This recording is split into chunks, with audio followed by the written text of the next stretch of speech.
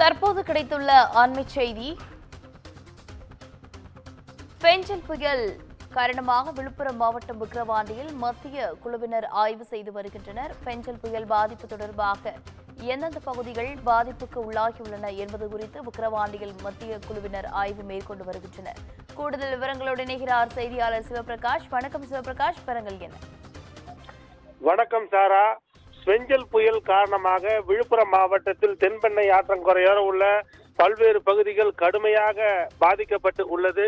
இந்த நிலையில் விக்கிரவாண்டி பகுதியில் உள்ள தமிழ்நாடு அரசினுடைய ஒழுங்குமுறை விற்பனை கூடத்தில் அங்கு விவசாயிகள் மற்றும் வியாபாரிகள் அடுக்கி வைத்திருந்த நெல் மூட்டை, உளுந்து மூட்டை, மணிலா உள்ளிட்ட பல ஆயிரக்கணக்கான மூட்டைகள் வெள்ள நீரில் முழுங்கி வீணானதுடன் வெள்ளத்தில் அடித்து சென்றது. இதனால் விவசாயிகள் மற்றும் வியாபாரிகள் மிகுந்த நஷ்டத்தில் உள்ளனர். இந்த நிலையில் இந்த வெள்ள பாதிப்புகளை ஆய்வு செய்வதற்காக மத்திய குழுவானது இன்று ஆய்வு செய்யப்படும் என தெரிவிக்கப்பட்டிருந்தது. அதன் ஒரு பகுதியாக விக்கிரவாண்டி ஒழுங்குமுறை விற்பனை கூடத்தில் மத்திய உள்துறை அமைச்சக பேரிடர் மேலாண்மை இணை செயலாளர் ராஜேஷ் குப்தா அவர்கள் தலைமையில் மத்திய விவசாய மற்றும் உழவர் நலத்துறை இயக்குனர் பொன்னுசாமி, மத்திய நிதித்துறை இயக்குனர் சோனாமணி மற்றும் மத்திய ஜவுளி துறை இயக்குனர் சரவணன், மத்திய போக்குவரத்து மற்றும் நெடுஞ்சாலைத்துறை முன்னாள் பொறியாளர் தனபால் குமரன் ஆகியோர் அடங்கிய குழுக்களானது தற்போது விக்கிரவாண்டி ஒழுங்குமுறை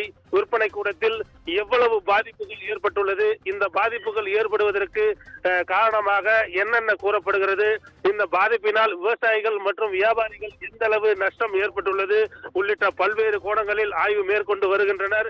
இந்த ஆய்வில் விழுப்புரம் மாவட்ட ஆட்சியர் பழனி மற்றும் விழுப்புரம் மாவட்ட காவல்துறை கண்காணிப்பாளர் தீபக் சுவாஜ் உள்ளிட்ட அதிகாரிகள் இந்த ஆய்வில் இடம்பெற்றுள்ளார்கள். இந்த ஆய்வின் அடிப்படையிலேயே தற்போது அவர்கள் அளிக்கும் அந்த அறிக்கையின் அடிப்படையிலேயே மேலும் இந்த பாதிப்புகளுக்கு உரிய நிவாரணம் வழங்குவது குறித்து தமிழக அரசு முடிவு செய்யப்படும். சாரா,